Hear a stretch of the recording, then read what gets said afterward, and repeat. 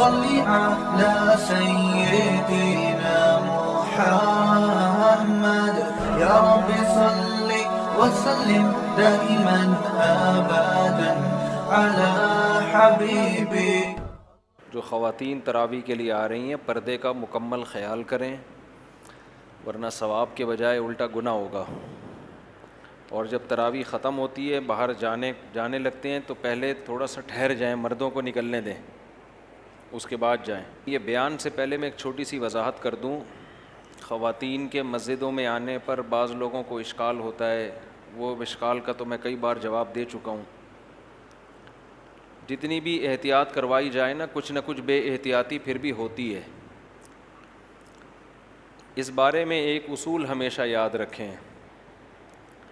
یہ جو دور ہے نا، یہ خلفائے راشدین کا دور نہیں ہے.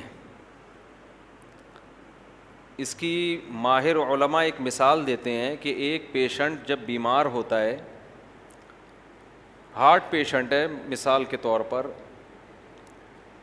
ڈاکٹروں نے اس کا آپریشن کرنا ہے، لیکن ایک طرف اس کو شوگر بھی ہے، بلڈ پریشر بھی اس کا ہائی رہتا ہے. تو ڈاکٹر پھر یہ تجزیہ کرتے ہیں کہ کون سی بیماری اس وقت زیادہ امپورٹنٹ ہے اس کا علاج کرنا. اب اس کی کسی بھی بیماری کا علاج کیا جائے گا، سائیڈ ایفیکٹ اس کے ہوں گے، دوسری چیزوں کو نقصان ہوگا. تو امت اس وقت اتنی بیمار ہے من حیث الامہ کہ آپ ایک مسئلہ ٹھیک کرنے جائیں گے تو اس کے سائیڈ ایفیکٹ ہوں گے، لیکن اگر آپ نے ان سائیڈ ایفیکٹ کا خیال کرتے ہوئے اس مسئلے کو ٹھیک کرنے کی کوشش نہیں کی تو اس سے بڑا بگاڑ پیدا ہو جائے گا معاشرے میں. اس لیے اس زمانے میں اگر آپ نے خواتین کو مسجدوں میں آنے سے روکا کہ بے پردگی کا خطرہ ہے، تو آنے سے بے پردگی کا ایک سائیڈ ایفیکٹ تو ہوگا، لیکن نہ آنے سے جو ہارٹ اٹیک ہوگا نا وہ بہت ہی خطرناک ہے. وہ ایتھیس بن جائیں گی، بالکل ہی مذہب سے بغاوت ہو جائے گی. تو کسی بھی چیز کو ٹھیک کریں گے تو کچھ سائیڈ ایفیکٹ ہوں گے. ایک اور مثال دے کے بس ہم پھر تفسیر کی طرف آتے ہیں. ہمارے یہاں جامعۃ الرشید میں جب کلیۃ الشریعہ کا ادارہ کھولا گیا تو یونیورسٹیوں کے طلباء کو ہم نے ایڈمیشن دیا. اب یونیورسٹیوں کے ماحول میں اور مدرسوں کے ماحول میں فرق ہے. یونیورسٹیوں میں ٹیچروں کا، استاذوں کے احترام کا اس طرح تصور نہیں ہے جیسا ہمارے مدرسوں میں. اب گڑبڑ یہ ہونے لگی کہ بجائے اس کے کہ یونیورسٹی کے طلباء صحیح ہوتے، ہمیں یہ ڈر ہوا کہ ہمارے بھی خراب نہ ہو جائیں. سمجھ رہے ہیں؟ بعض دفعہ تو ایسا ہوا کہ انہوں نے ہڑتال کر دی ہے، عجیب عجیب چیزیں جو ہم نے کبھی مدرسوں میں دیکھی نہیں تھیں. تو ہمارے علماء یہی کہتے تھے، جو سنجیدہ علماء ہیں، کہ بھائی کچھ سائیڈ ایفیکٹ ہوں گے، اس کو برداشت کرنا پڑے گا. اب آپ معیار وہ رکھو جو صدیوں پہلے تھا اور آپ محنت کرو یونیورسٹیوں میں، تو یہ اب آؤٹ پٹ آپ کو نہیں ملے گا. اب تو اس کی فکر کرو کہ یہ اسلام سے ان کے دل میں محبت پیدا ہو جائے. انہی میں بہت سے اچھے لوگ اللہ پیدا کرے گا جو بڑا کام کریں گے.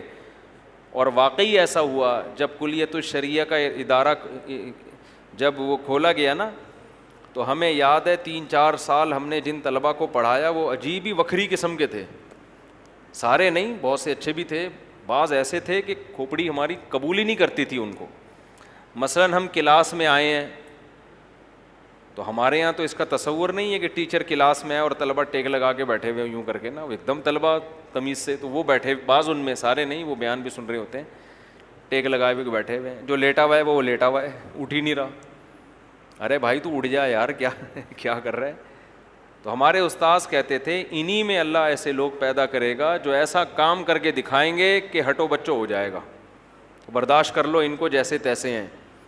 تو واقعی ایسا ہی ہوا. ان کلیۃ الشریعہ میں ایسے ایسے ہیرے پیدا ہوئے ہیں کہ ایسا کام کر رہے ہیں کہ ہماری عقل حیران ہوتی ہے. میرے شاگردوں میں ڈاکٹر ہیں، انجینئرز ہیں، پی ایچ ڈی ڈاکٹر بھی ہیں، میڈیکل سائنس کے ڈاکٹر بھی ہیں، جن کو جو عالم بنے ہیں اور بڑا کام کر رہے ہیں مختلف اداروں میں جا کے. کتنے میرے شاگرد ہیں جو نیوی میں کمیشن آفیسر گئے ہیں.